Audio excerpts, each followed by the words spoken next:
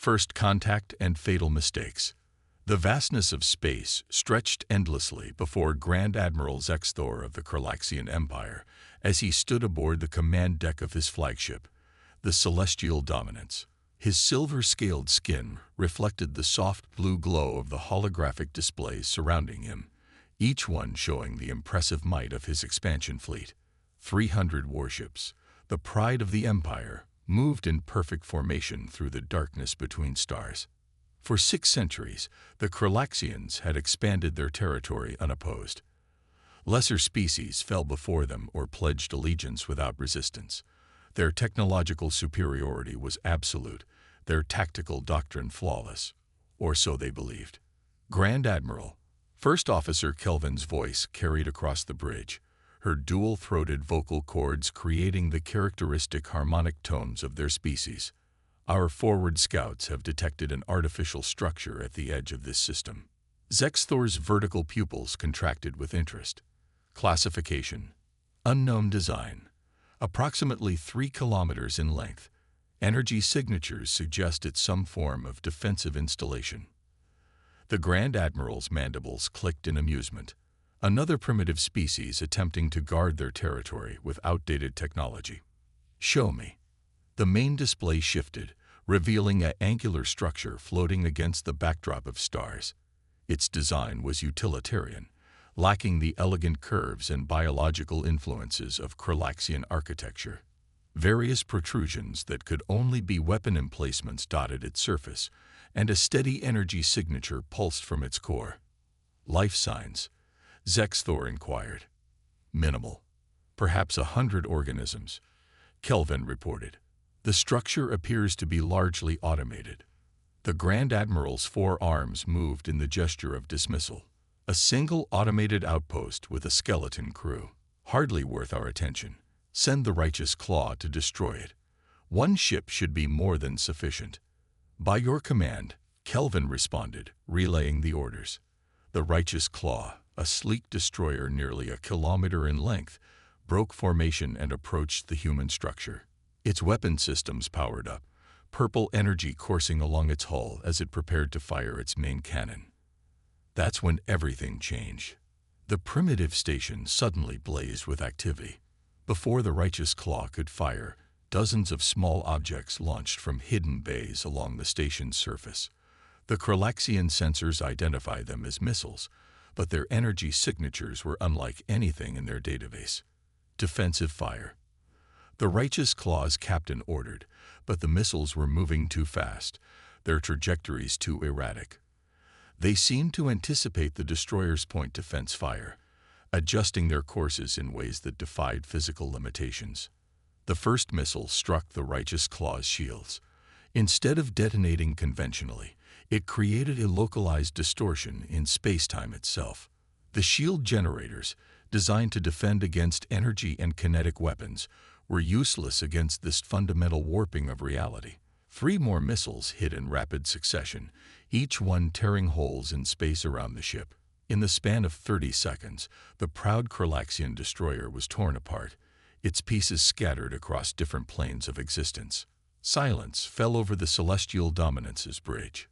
Zexthor stared at the tactical display, his mind refusing to accept what he had just witnessed. One of his ships, armed with technology that had conquered dozens of species, had been destroyed by a single defensive station. Grand Admiral, Kelvin's voice had lost its usual harmonic perfection.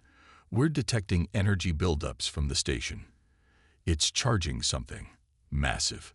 Before Zexthor could respond, a new ship emerged from behind the station. It was smaller than even the destroyed destroyer, perhaps half a kilometer in length. Its hull was dark gray, almost black, with red striping along its sides. As it moved into view, text became visible along its hull. UNDF-HYPER. Hoenn. A communication request pinged across their systems. After a moment's hesitation, Zexthor nodded for it to be accepted. The holographic display shifted, showing a creature he had never seen before. It stood upright on 2 legs, had only 2 arms, and was covered in some form of synthetic armor rather than natural protection. Its face was flat, with forward-facing eyes and exposed teeth that seemed to be bared in what he would later learn was a smile. "This is Captain Sarah Chen of the United Nations Defense Force vessel Hyperion." The creature spoke in perfect galactic standard. "You have entered restricted space and engaged in hostile actions against a human military installation. Your ship has been destroyed as a warning. Withdraw immediately, or we will be forced to demonstrate humanity's full defensive capabilities." Zexthor's pride overwhelmed his caution. "You dare threaten the Kralaxian Empire? We have conquered 1,000 worlds. Your primitive weapons caught one ship by surprise, but you faced the might of our entire expansion fleet. Surrender now, and perhaps we will be merciful." The human's expression changed subtly, the smile becoming something altogether more predatory. "I was hoping you'd say that." She looked off-screen for a moment. "Combat Eye Athena, you have weapons free. Show them what humanity can do." The station and the Hyperion moved in perfect synchronization. Space itself seemed to twist around them, as reality-warping missiles launched in countless waves. But these were just the beginning. Points of light appeared throughout the Kralaxian formation, quantum beacons that served as targeting markers for weapons that bent or broke the laws of physics. The proud Kralaxian fleet found itself facing an enemy that didn't fight according to any rules they understood. Human weapons ignored shields, bypassed armor, and struck from directions that shouldn't have been possible.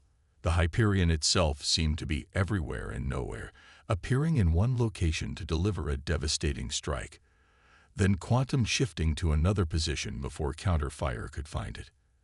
As his fleet began to disintegrate around him, Zexthor finally understood the terrible truth. The Kralaxians weren't the apex predators of the galaxy. They had just encountered humanity, and they had made a terrible mistake. In the space of 20 minutes, a third of his fleet was destroyed or disabled. The humans hadn't even deployed their full arsenal yet. This was still just a demonstration. "Grand Admiral."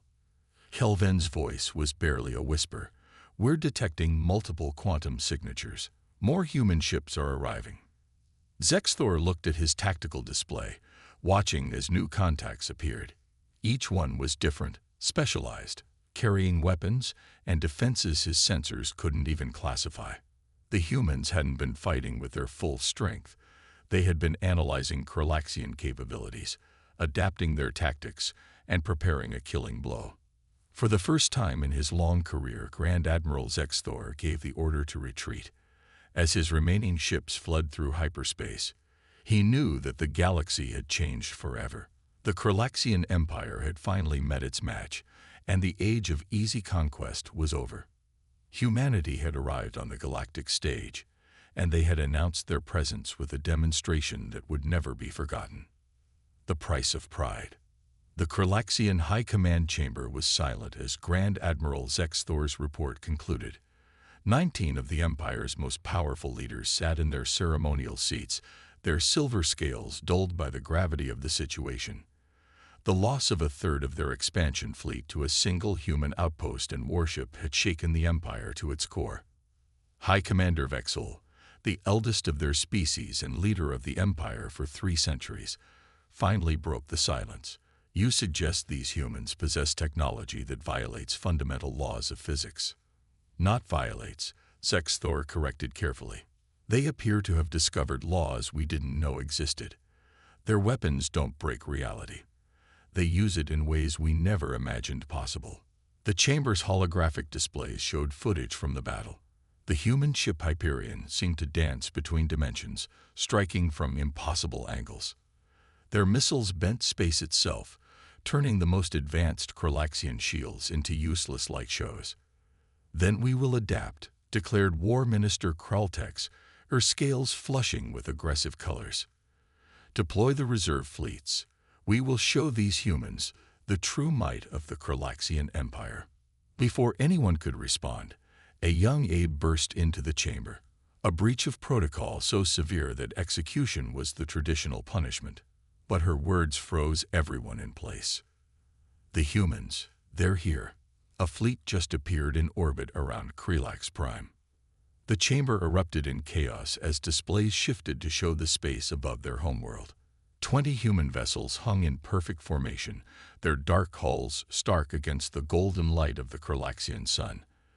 At their center was a ship twice the size of the Hyperion, its hull bearing the name UNDF Prometheus. A communication request pinged across all frequencies. High Commander Vexol nodded, and the chamber's main display filled with the image of another human. This one was older than Captain Chen, with dark skin and gray hair cropped close to his scalp. "I am Admiral Marcus Chen, United Nations Defense Force. You've already met my daughter Sarah." His expression was stern but not hostile. "We're here to discuss the future of our species relationship. You can either speak with me now, or we can continue the demonstration that began at Outpost Delta." The implications weren't lost on anyone in the chamber. The humans had traced the retreating fleet back to the Galaxian homeworld. They could have attacked at any time, but they chose to talk instead. Vexol rose from his seat, his ancient frame still imposing. "I am High Commander Vexol. You show great boldness, bringing warships to our homeworld." "We show restraint," Admiral Chen corrected. "Your empire has conquered countless species, stripped their worlds of resources, and forced them into servitude. We could have responded to your attack with overwhelming force. Instead, we're offering dialogue." The War Minister's scales flashed angry patterns. "You dare threaten. We dare to offer peace," Chen interrupted. "But make no mistake, this isn't a negotiation between equals. We've analyzed your technology, your tactics, your entire military doctrine. You fight wars of conquest because it's all you know. We fight wars of survival, and we've gotten very, very good at it." As if to emphasize his point, one of the human ships casually fired a single missile at a nearby moon. Instead of an explosion, there was a brief flash of light. When it faded, a perfect sphere had been carved out of the moon's surface. 100 kilometers of rock and metal simply ceased to exist. "That was our oldest weapon system," Chen said quietly. "Would you like to see our newest ones?" The chamber was silent again. Centuries of Galaxian military doctrine, their entire understanding of their place in the galaxy, were crumbling before their eyes. They had always believed themselves to be the most advanced species in known space. Now they were faced with humans, creatures who had mastered physics itself and turned it into a weapon. "What are your terms?" Vexol asked finally. Admiral Chen's expression softened slightly. "Immediate withdrawal from all conquered territories, reparations to the species you've subjugated, and integration into the Galactic Defense Pact, a coalition of species dedicated to mutual protection and advancement." "You would have us surrender our empire," War Minister Kraltek spat. "We would have you join the galactic community as equals, not conquerors," Chen corrected. "Humanity has no interest in empire building. We've spent our history fighting against empires, overthrowing tyrants, and protecting the weak. We're offering you a chance to evolve beyond conquest." The implications slowly sank in. The humans weren't just technologically superior. They were offering a completely different way of existence. They had the power to destroy the Galaxian Empire, but chose instead to try to transform it. High Commander Vexol looked around the chamber, at the faces of leaders who had never known defeat, never questioned their superiority. They had two choices: adapt or perish. The age of Galaxian conquest was over, but perhaps something new could rise in its place. "We will need time to discuss your terms," Vexol said carefully. Admiral Chen nodded. "You have 24 hours. Oh, and one more thing. We've detected your stealth fleet preparing to launch from the dark side of your second moon. I suggest you order them to stand down. My daughter's ship, the Hyperion, is particularly eager for a rematch." As the humans' image faded, the Galaxian leaders looked at each other with new understanding. They had prided themselves on their technological superiority, their tactical brilliance, their unbroken string of victories.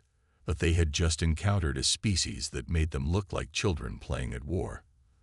The price of their pride had been steep, but the lesson was clear. The galaxy was a much bigger, much more complex place than they had imagined, and humanity was about to show them just how much they had to learn. Turning points. The 24-hour deadline was halfway expired when the first acts of rebellion began. Deep within the sprawling metropolis of the Kralaxian capital, War Minister Kraltex gathered her loyalists in an underground command center. Centuries of military tradition and imperial dominance couldn't be erased by a single defeat, no matter how devastating. "They are just one species," she hissed to her assembled commanders, scales pulsing with patterns of defiance. "Advanced, yes, but not invincible. Our deep space sensors have mapped their fleet movements. They can't be everywhere at once." On the massive displays surrounding them, red dots indicated known human ship positions. The pattern seemed random, almost chaotic, compared to traditional Kralaxian fleet formations. That should have been their first warning. Admiral Yexkar, commander of the Kralaxian stealth fleet, raised his upper limbs in a gesture of concern. "The humans detected our ships in lunar orbit despite our most advanced cloaking technology. They see things we cannot. They got lucky," Kraltex dismissed. "Our scientists have analyzed the battle data. Their quantum weapons require massive energy signatures. We can detect them powering up. If we strike first, strike hard." She trailed off as the displays suddenly flickered. Every screen in the command center went dark for a moment, then lit up with a new image. A human face. Not Admiral Chen or his daughter, but a younger human with pale skin and eyes that seemed to glow faintly blue. "Hello, War Minister," the human said pleasantly. "I'm Lieutenant Commander David Nash, or as the Kralaxian networks know me, UNDF AI Integration Specialist." His smile widened slightly. "Though technically, I'm only partly human these days." Kraltex's scales flashed with shock. "How did you access your secure facility?" "Simple. We've been inside your networks since before our first ships arrived. Did you think we would confront an empire without doing our homework first?" Nash's eyes flickered with actual digital code for a moment.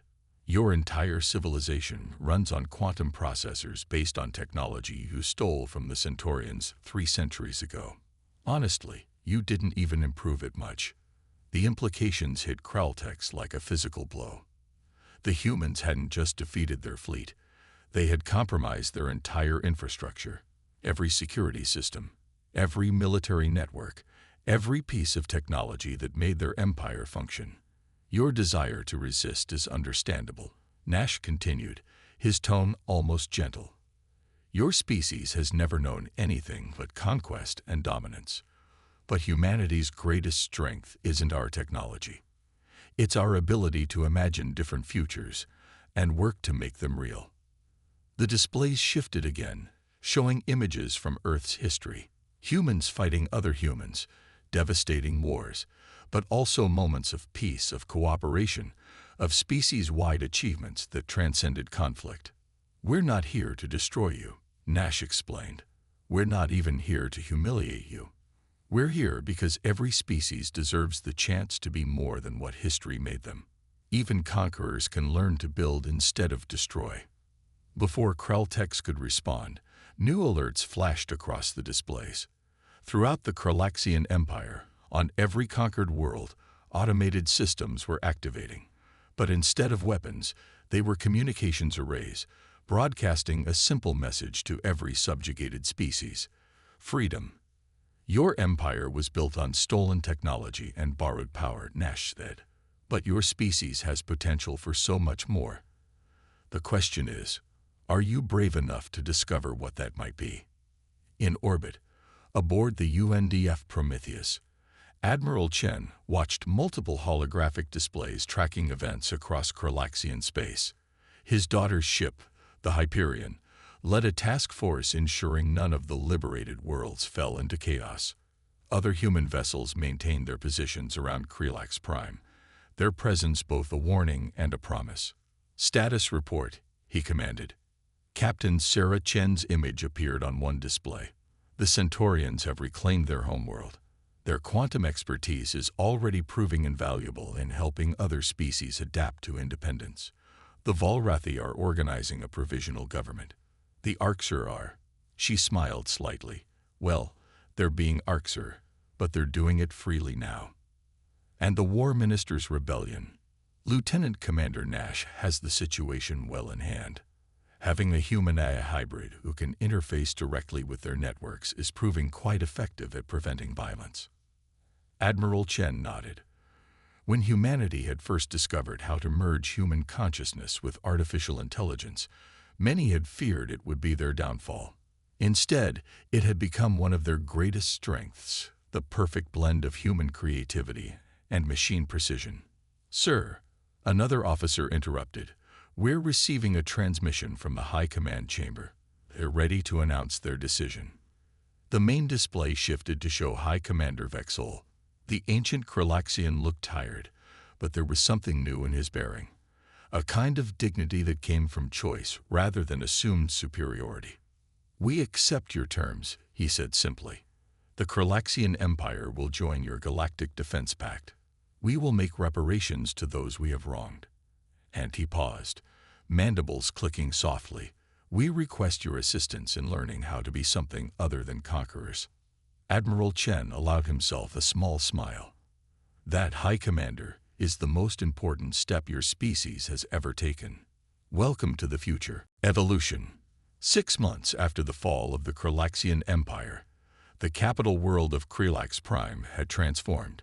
Where once stood monuments to military conquest, now rose centers of cultural exchange. The formerly restrictive military society was learning, painfully but steadily, how to exist without dominance as its core principle. In one of these new facilities, Captain Sarah Chen stood before a class of young Kralaxians, their scales shimmering with a mix of curiosity and lingering apprehension. These were the first generation to be trained as peacekeepers rather than conquerors. Your inherent tactical abilities aren't a curse, she explained, gesturing to a holographic display showing various spacecraft maneuvers. They're a gift that can be used to protect rather than subjugate. The same skills that made you fearsome conquerors can make you extraordinary defenders. One of the students, a female named Rixta, raised her upper limbs in the new gesture they'd adopted for questions, less aggressive than their traditional military signals. But how can we trust ourselves? Our entire history is built on conquest. Sarah smiled. Humanity's history isn't exactly peaceful. We spent millennia fighting ourselves, developing ever more destructive weapons, but we evolved. We learned that strength isn't just about military might. It's about the courage to change, to protect, to build something greater than ourselves. The discussion was interrupted by an urgent alert. Lieutenant Commander Nash's hologram appeared in the center of the room, his cybernetic eyes pulsing with data streams. Captain, we have a situation. A rogue faction of the former Empire has just attacked one of the Centaurian recovery colonies. They've taken hostages and are threatening to detonate quantum warheads if we intervene. Sarah noticed her students' scales flickering with shame and anger at their fellow Kralaxians' actions. But there was something else too, determination. Rixta stood up. Captain, let us help. We know their tactics, their thinking. We can predict what they'll do because we were trained the same way. Sarah studied the young Kralaxian for a moment, seeing the same fire for justice that she recognized in her own cadets back on Earth. Nash, patch me through to the Hyperion, and send me everything we have on the situation. Within an hour, the Hyperion was in orbit around the Centaurian colony, but this time it wasn't alone. 3 newly commissioned Kralaxian peacekeeping vessels, crewed by a joint human-Kralaxian force, flanked it in formation. Among their crew were Sarah's students, including Rixta as a tactical advisor. The rogue Kralaxian ships had positioned themselves in a traditional attack formation, one that Sarah's students knew intimately.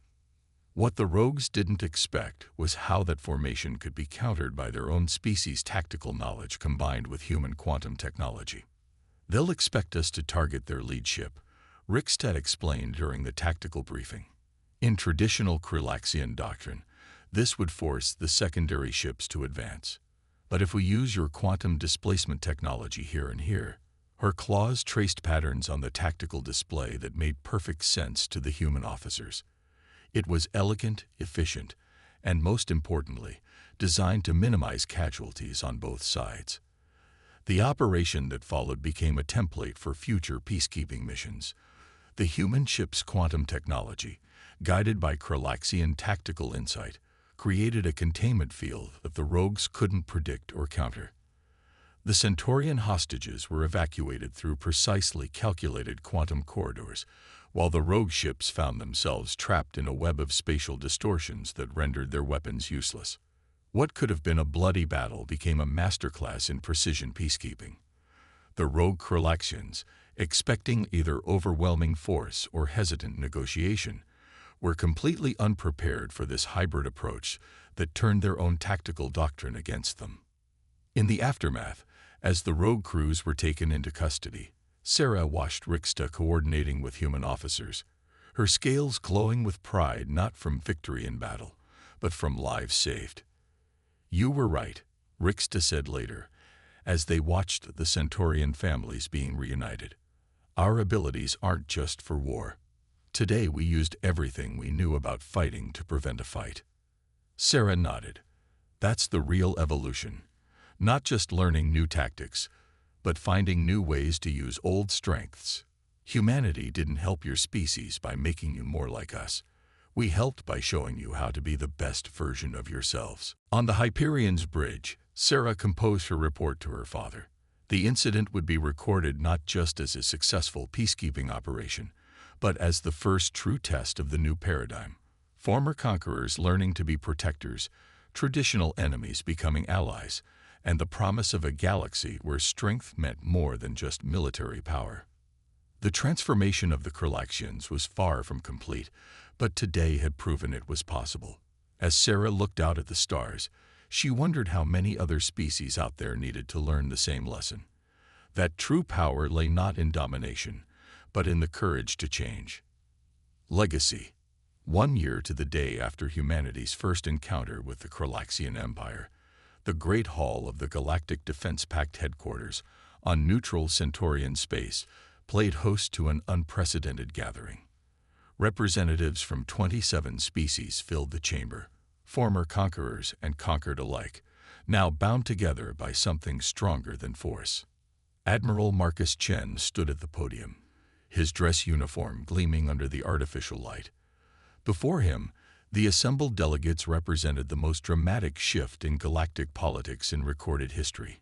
In the front row, High Commander Vexul sat beside the Centaurian Prime Coordinator, their former enmity replaced by cautious respect. "A year ago," Chen began, "humanity entered the galactic stage with a demonstration of force. Today, we gather to demonstrate something far more powerful, the capacity for change." The holographic displays activated, showing scenes from across former Galaxian space, joint peacekeeping fleets patrolling trade routes, cultural exchange centers hosting scholars from dozens of worlds, former military academies transformed into universities where species once branded as enemies now studied together. The Galaxian Empire was not the first civilization to believe that might made right, Chen continued. Humanity's own history is scared by such thinking. But we learned, through centuries of struggle, that true strength lies not in the ability to destroy or dominate, but in the courage to protect and nurture. In orbit above, Lieutenant Commander Nash interfaced directly with the station's systems, his hybrid consciousness monitoring the complex dance of ships and communications that kept this new alliance functioning. Through his cybernetic enhancement, he could sense the quantum fields that connected all advanced technology, feeling the pulse of this new galactic society. The Galactic Defense Pact is more than just a military alliance. Nash's voice joined Chen's, the AI hybrid's presence manifesting as a shimmering hologram beside the Admiral. It is a commitment to evolution, not just technological, but cultural and spiritual. Every species here today brings unique strengths and perspectives. Together, we are greater than the sum of our parts. On the Hyperion, now docked at the station, Captain Sarah Chen watched the proceedings with her senior staff, including Rixta, recently promoted to liaison officer. The young Kralaxian's scales rippled with colors that would have been impossible to imagine on one of her species a year ago. Patterns of hope, pride, and belonging that had no place in their former militant culture. "Your father speaks of change," Rixta observed, "but I wonder if he truly knows how deep it goes. My people, we aren't just learning new ways to fight. We're learning new ways to live." Sarah smiled. "That's exactly what he knows. Humanity didn't set out to conquer the galaxy or impose our will. We wanted to build something better, not just for ourselves, but for everyone willing to join us." The ceremony continued as representatives from each species came forward to sign the expanded charter. Each signature represented not just a political agreement, but a fundamental shift in how these civilizations viewed themselves and their place in the galaxy. When it was Vexol's turn, the ancient Kralaxian commander paused before pressing his palm to the quantum link document.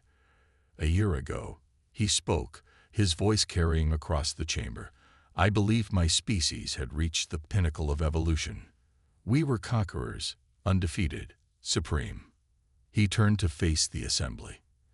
"Today I know that we were children, playing at power. True evolution never ends. True strength lies not in standing above others, but in helping them rise." As the ceremony concluded, Admiral Chen made one final announcement. "The Defense Pact's first joint mission has been decided. Long-range sensors have detected signs of another expanding empire in the Carina Arm. They'd follow the same pattern we once did: conquest, subjugation, the belief that might makes right. We will not meet them with just our weapons, but with our wisdom. We will show them, as humanity showed the Kralaxians, that there is a better way." The assembled delegates rose in approval, their various forms of applause creating a symphony of unity and diversity.